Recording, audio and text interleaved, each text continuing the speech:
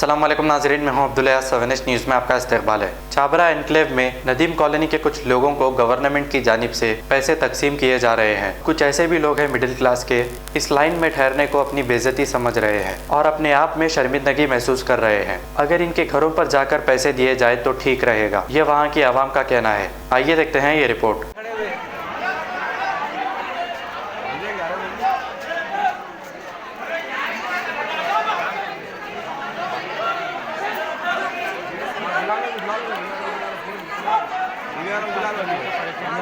TV देने वाले को पूरा बुलाना रे भाई, ये गलत है पूरा।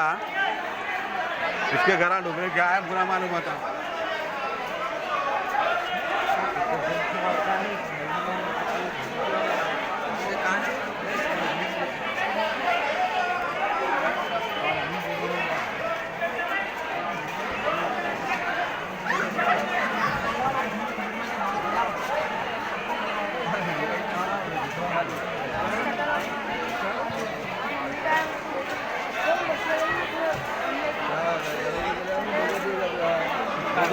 अपने खमीर खाई जा रहे भाई, लिए चले आ रहे, लिए चले आ रहे।